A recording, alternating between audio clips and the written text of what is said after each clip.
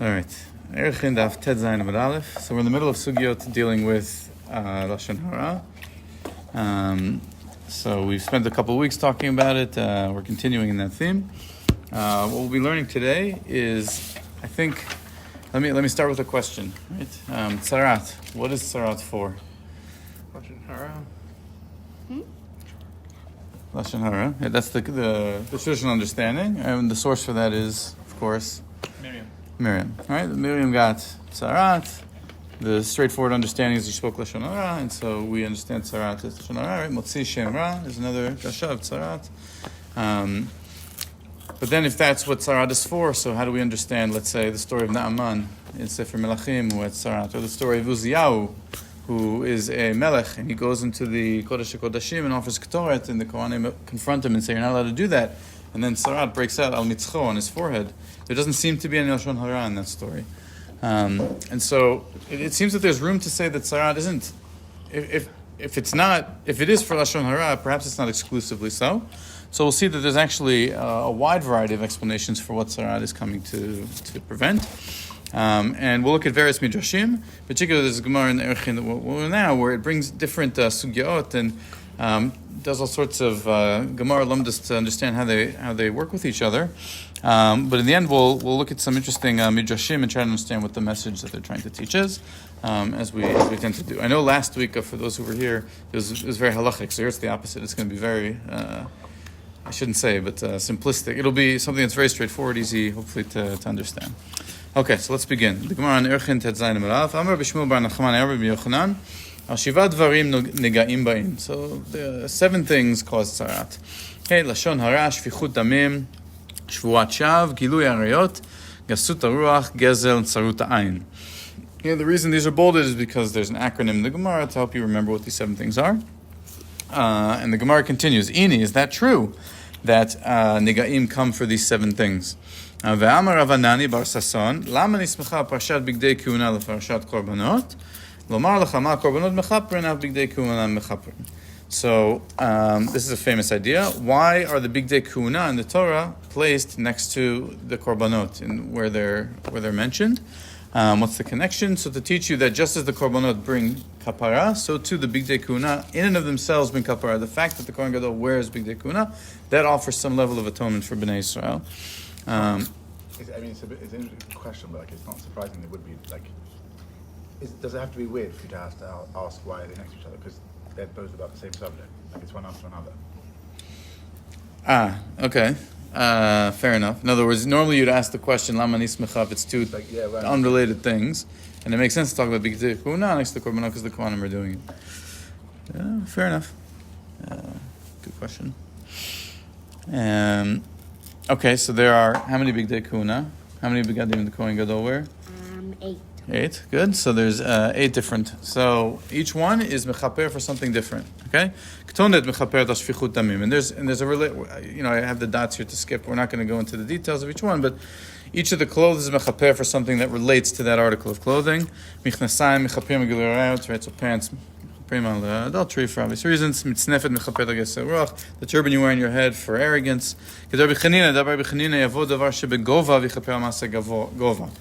The arrogance is you're feeling full of yourself or high up. So something that's worn high up should be a kapar for that. You wear the avnet on you, so it's for evil thoughts in your heart.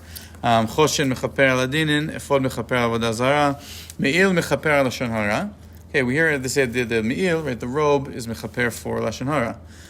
Why? Amar Kadosh Baruch Hu yavod davar shebekol v'chaper al maaseh hakol. Okay, the me'il it had the pa'amonim right on the bottom, pa'amon rimon. So every time the Kohen Gadol would walk, it made a noise. So let the thing that makes a lot of noise be mechaper for the sin of noise, namely lashon hara. Wasn't it put later on after some Kohanim were found not alive, and they need to make sure that his movement there was sound created by the Kohen's movement? As far as I know, the Torah commands. The guy's still alive, so okay. Isn't that why they attached the chain when he goes in to the Kodesh HaKodashim? Yeah, I think it's one of the reasons given, but the Torah just says. The Torah says pamon, right? But you're right. I mean, I think there's a story where that helped understand, but the Torah later commands on, it. They also connected some kind of rope or something, they can pull him out. Right. Yeah. Yes. So I think the logic here is the original command was part of the creation of the me'il, and then perhaps later it gave explanations for why that would be, and this is connected to that. And then number 8, the tzitz, right? The whatever it's called, the head plate that's put on the word mechaper ma'aseh hazeh panim. Okay. So what's the question that the Gemara is grappling with here? What's the contradiction? So according to Rabbi Shmuel Bar Nachmani, Naga'im are brought for 7. The Tzaarat is brought for 7 reasons. One of which, and the primary one, perhaps, is lashon hara. And the assumption is that that's in order to atone for it. In other words, you speak lashon hara, so you get Tzaarat as an atonement, right? That's your kapara as used to suffer with Tzaarat. So what is this idea that Kohen Gadol wears the me'il that's mechaper for lashon hara? So why do people get Tzaarat? Right? That's the question. It's a funny question. Because you could have other things that you're mechaper, but you also get punished for. Okay, go. I think you're on the right track with where the Gemara is going. Oh, but go, cool. but what? Elaborate on that a little bit. No, it's just so there's I don't know. It's just a funny. Just because there's a kapar, also these other things like there's punishments for gilui arayos that you have to get, even though this clothing exists. And there's also times when they're kohen gadol it doesn't exist. Right. Right. I think you're right that it seems to be the question can be a much broader question, even though it's being asked on the specific lashon hara, lashon hara. But you're right that I would even make your question bigger, which is I'll even say one stronger than you. Why should the fact that the Kohen Gadol wears michnasayim, some guy goes and cheats on his wife, so the Kohen Gadol's wearing michnasayim, that really offers kapara for that? It seems almost disconnected. Right, we don't believe in this idea that the Kohen Gadol atones for the whole nation. So. Right, but is that in lieu of the atonement that a person has to do, or is it Jesus died for us type of thing? Yeah, in other words, is that really what's going on here? Is that I don't have to atone myself because the Kohen Gadol is going to do it on Yom Kippur? Is that what we believe? It seems more like a significance or representation than an actual kapara. Or is it like mufresh? This is mechaper.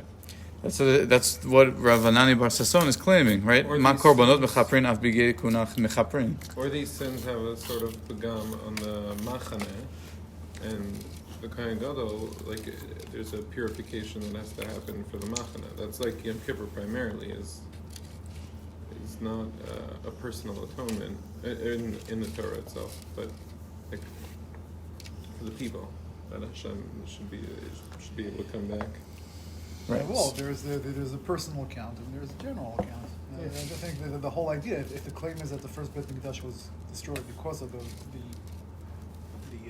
top 3, that those who you cannot gotta die and not commit, ergo, then it's not something it's something that if the society was awashed with, then that's the problem.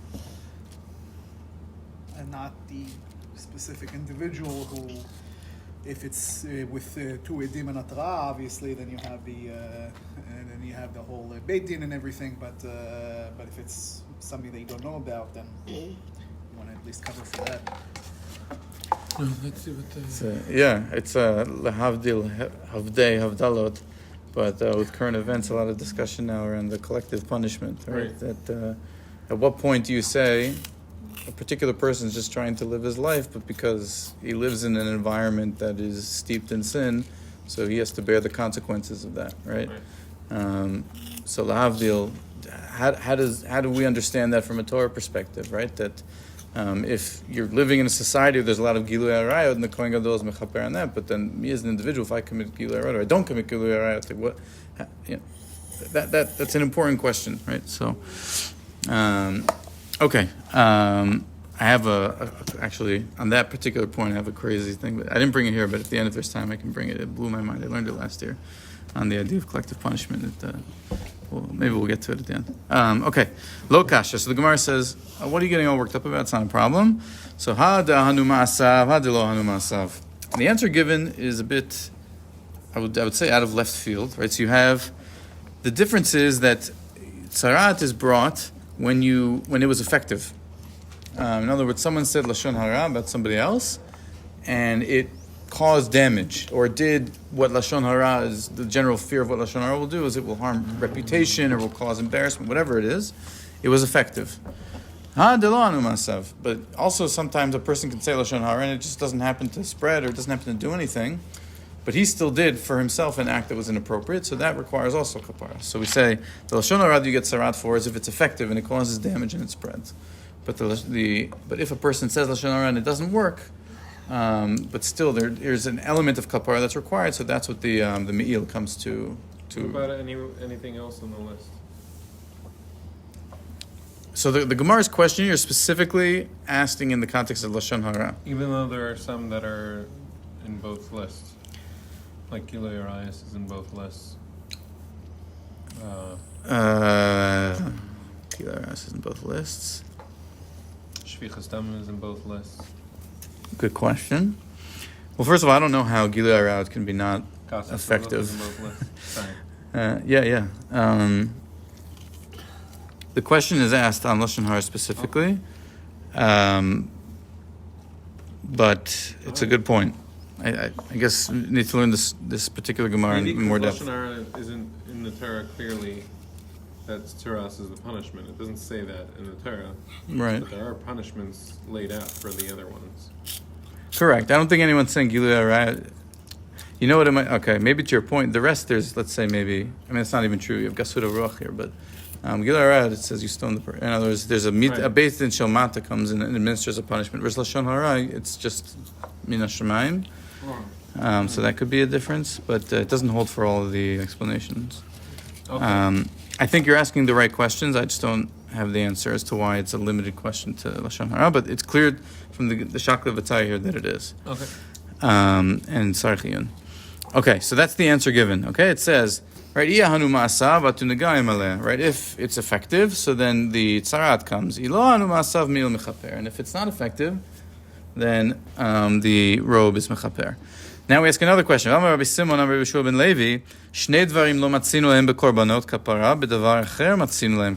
two things where there's no korban to affect atonement, but atonement is brought from something else. What are they? Shvichut damim v'lashon hara. So what is that? Shvichut damim be'egla rufa. Okay, because egla rufa there's no korban, right? You go and you do the ceremony, but there's no korban that a person brings. Lashon hara b'ktoret, and here the claim is that lashon hara is atoned for through the incense that's brought. Titani Rabbi Chanina lamadu l'ktoret shemechaperet. How do we know the ktoret, the incense is mechaper? Tichtiv vayitem ktoret v'chaper la'am. That's the story where after the rebellion of Korach, where a plague breaks out, and Moshe says to Aaron, go take a ktoret and go stand vayamod ben hamitim u'ben hachayim, v'teyatzar ha'magefa v'chaper la'am. Very nice. V'tanat Rabbi Shmuel al ma ktoret mechaperet al lashon hara. With this explicit teaching from Rabbi Shmuel that ktoret is mechaper for lashon hara. So if I have ktoret is mechaper for lashon hara, so now I have the question again. I have a question of excuse me. Amar Kadosh Baruch Hu yavo davar shebachashai v'chaper al maaseh chashai. So let something that's done in private, right? Lashon hara is done kind of secretly between people. Let that be atoned for by something that's offered privately, which I guess Ketoret is normally offered in Kodesh Kodashim. If now we've named, it's privately just done by the Kohen Gadol. So that's the relationship there. But we have two questions. Kasha shvichutam shvichutam kasha shana. So here it's doing what David Moshe said, where it's also asking the question on shvichutam, because you have the second teaching that says shvichutam in lashon hara, and it's different from what we saw Rav Hanani bar Sasson. And for whatever reason before, it limited the question to Lashon Hara. Here it asks on both of those points. And it says, Shvichut damim lo kasha, had yadia man katle, had lo yadia man katle. And this is actually, I think, pretty straightforward. That with Egla Rufa, it's when you don't know who the murderer is. Okay?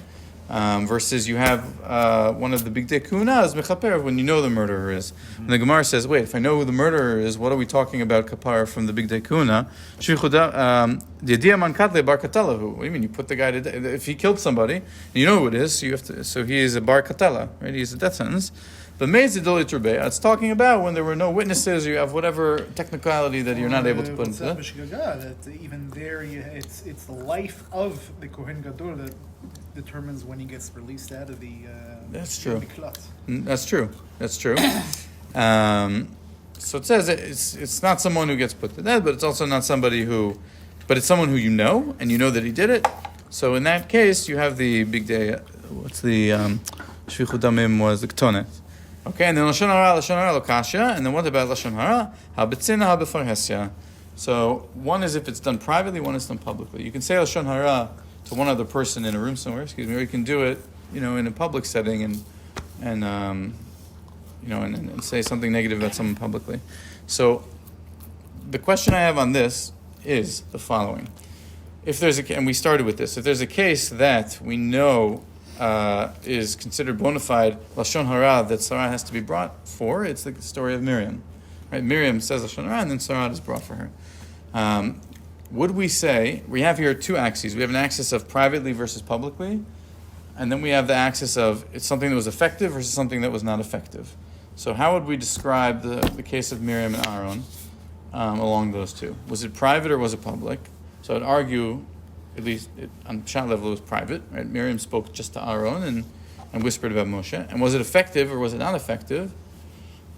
You could also argue that it was not necessarily effective, and we spoke about this in the previous year, that maybe it was effective and it would lead to the whole rebellion of Korach, etc. But certainly, Pshat would be that it was privately. And if it was privately, then how do we understand this first teaching? Because if it was done privately, then the K'torah does mechaperet. And if K'torah does mechaperet if it's done privately, so then why did Miriam get Tzaarat? Why did he choose that direction? I chose that direction because if it's private, it's K'toret. Why? That's this last line of the Gemara. If it's public, then you have another decision tree. If it's public, then if it was effective, it doesn't say to which it allots each one. Meaning you have the two chilukim, but if it's private and effective, it would still be naga'im, you're saying? It would still be Tzaarat? You could say that. I don't know. You could choose which one to pair with which one. The Gemara is not specific. Okay, fair enough. So I guess one answer is what you're suggesting now, Yonah, that you could say, okay, it was private, but it wouldn't fall into the incense, it would fall into Tzaarat, because if it was effective, maybe, that could be an answer. Another suggestion, and we mentioned this in previous years, is based on the comments of the Ramban, where if you look at the Ramban, he says, Aval B'Sifrei, in the end of the second line, in his comments on the story of Miriam, he says, but it says in the Sifrei, Rabbi Natan Omer, Af B'fanav Shel Moshe Dibru Bo, Shneimar V'Yishma Hashem V'Yish Moshe Anav Meod, Ela Shekavash Moshe Al Hadavar. Okay, so according to one opinion in the Sifrei, Moshe Rabbeinu was there. When Miriam and Aaron spoke, Moshe overheard what they said. And the reason why we're told V'Yish Moshe Anav, that Moshe was the humblest person ever lived, it seems out of place in that story. It's to teach you that even though they spoke negatively about him, he didn't do anything with it, right? That's why Hashem had to come and kind of punish on his behalf, to fight his battle, right? That's shesaval v'lo anam, right? He suffered in silence and didn't answer them. Hashem kanalo, right? Hashem came and was mekaneh for him and punished Miriam. But from the implication here is that if you agree with that reading, so it says shesaval. In other words, that Moshe Rabbeinu still suffered from what Miriam said. No, she still insulted him, and he felt something about it. He just didn't respond. But in that case, you could say, even if you agree with this, you could say that it was a davar shemahanile. In other words, it was effective, because lashon hara, as long as maybe even if the person who's spoken about you harm them, or even if it doesn't go and spread more broadly than that, it could still be something that would be considered mahanile, and then it would fall into the first category, even if we don't use what Yonah suggested, which also is a possibility. Okay, good. I'm blabbering, I guess. So the Gemara in Preitut, maybe we'll skip it for now. We'll go to the Dvarim Rabbah, okay? Dvarim Rabbah offers another idea. So it says, Almad nega'im ba'im, al yedei ayin hara. Why does a person get Tzaarat? Because of ayin hara. Okay, the evil eye. What does that mean? I am Amar Rabbi Yitzchak ben Noach sheba'olam adam omer l'chavera shileni kardumcha shavaka bo ha'itz hazeh. A person goes to his friend and says to him, lend me an axe so I can cut down a tree. V'omer lo ein li. And the other guy says, I don't have an axe, sorry. Right? Similarly, he would say to him, lend me your sieve, I think. V'yeshlo, and he has one. But he says, I don't have one, because he doesn't want to lend it to him. Ma'inara, right? That this casts an evil eye. This idea that a friend comes and asks you to borrow something, and you don't give it to him, even though you have it. So there's an evil eye associated with that. Miyad baha nega al betot chila, and that's why you have Tzaarat on the house. Right? How do I know? Right? We have the Tzaarat by the house. What would they do to the house? So you have to destroy the house. If you're going to destroy the house, you have to take everything out of the house. Then what happens? Right? So right? So what did they find in his house? They find the axe and the sieve that he said he didn't have to lend to his friend. You see what this guy, right? This guy's he's a no good nick. Right? He had things, but he didn't want to lend them out to other people. Is it like a halachic requirement to lend your things out to someone else? Does it say that he lied and he said he didn't have it? So that's the question is, there's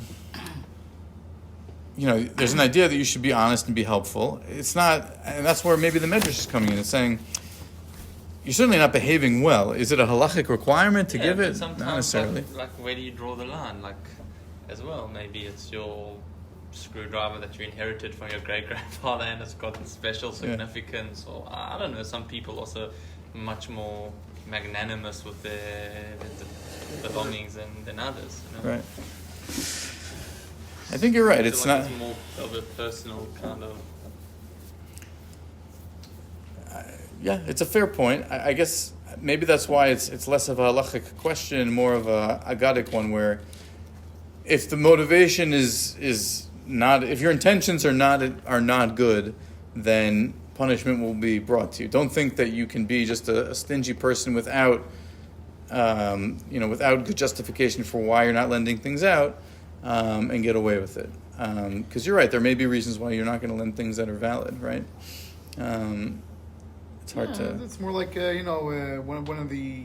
If you think of it, it's more of the. You got to stay away from midat dum. Kind of.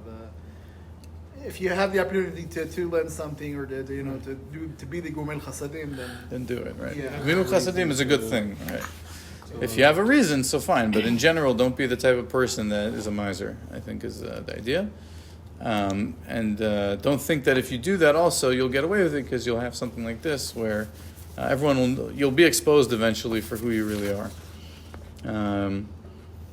Right? Okay, so that, and what this medrash also trying to do is explain why a house should get tzaarat. Right? Maybe a person should get tzaarat because they speak lashon hara. What did a house do? Yeah. So you can't say a house did anything wrong. It's really to expose the person who lives in the house for being somebody who didn't behave nicely. Okay, because the Torah doesn't say explicitly why Tzaarat is visited, so it's giving explanation. But then this Midrash has another opinion, which is the more classic understanding. No, Naga'im come for Lashon Hara.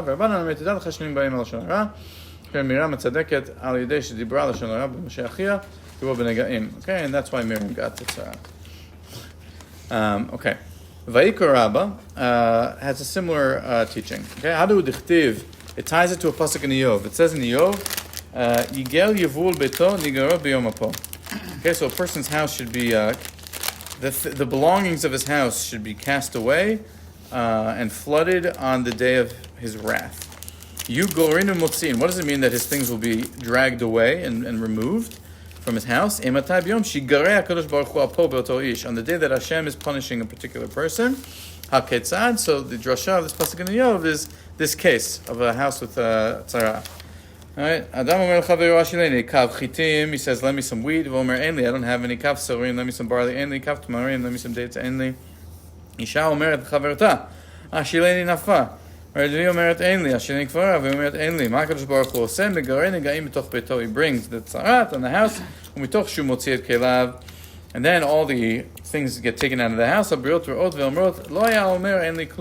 Didn't this person say, I don't have anything? See how much stuff he actually has in his house. He has all this wheat, he has all this barley, he has all these dates. This cursed house should be with all of these curses. Right, that the person who behaves this way, he should be visited with punishment. So here, right, Tzaarat is seen as a way to expose a person, and really Lashon Hara, you could say the same thing, right? If a person is struck with Lashon Hara, so it's not just to cause them to suffer, but also to out them for what they've done. Because if a person speaks privately Lashon Hara, so if it's really that, if a person has to go into quarantine, it's everybody knows who they are, right? It rats them out.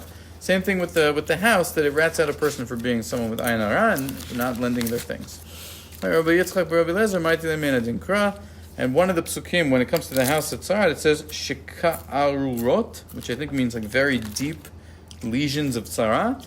So shaka beita bilena bataya. So what does it mean? Deep? That it's like rooted inside. That it's right.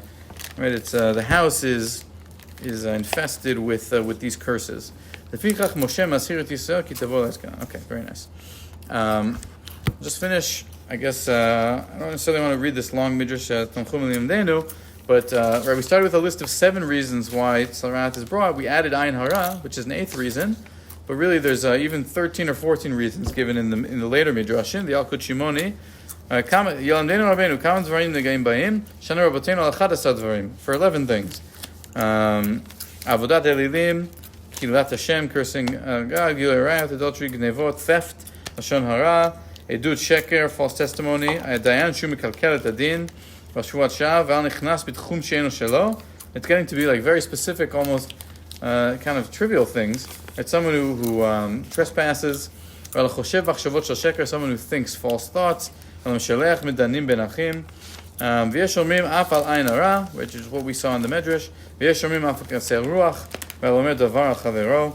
And there's a whole kind of exposition of these things in the Midrash Tanchuma, but I think we can stop for now, just because it's long. I invite you to read it on your own if you'd like.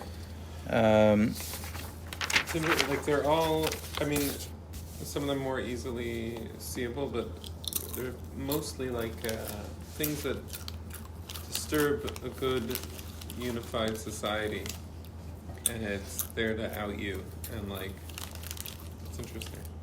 Right. So I think, and that's a good point, I think kind of the motivation here is to say, the Torah doesn't say why Tzaarat happens, but it's very clear about what happens if you have The Tzaarat. category of type of. The category It's is not like eating trait. right. It's like something that you go into quarantine, you distance yourself, you become publicly humiliated, you have to shave your whole body. And why would the Torah put somebody through that? It's because they're doing something. They have to be isolated to remind them that they're part of a community, right? And that they can't take that for granted. The one dafka only lashon hara, all the other averas that also cause it general. Yeah, there's a That's whole what bunch. we're learning, that it says it's not just Lashon Hara. Cursing Hashem's name. Yeah, The but Dayan, which is Makalas Adin, is interesting. No, obviously, nice and down here are the like Shivat Mitzvot Nenoch. Means the idea that we want to also say that The whole world should live. yes, that's one. Interestingly enough, yeah, it's like I never knew until tonight that you got Lashon Hara. Tzaarat So that's for other things. Right. So, I mean, it's, you think of the whole quote unquote fake news and stuff like that, or stuff that people share on on the. I'm not pointing any fingers. No, absolutely. But you think of a No, but it's damaging to society when lies are spread. a part of society, Disinformation. a society that's In a minute. split. That there's a rift within society that about issues that are aggravated and amplified. I'd even Diana say being because of Makalas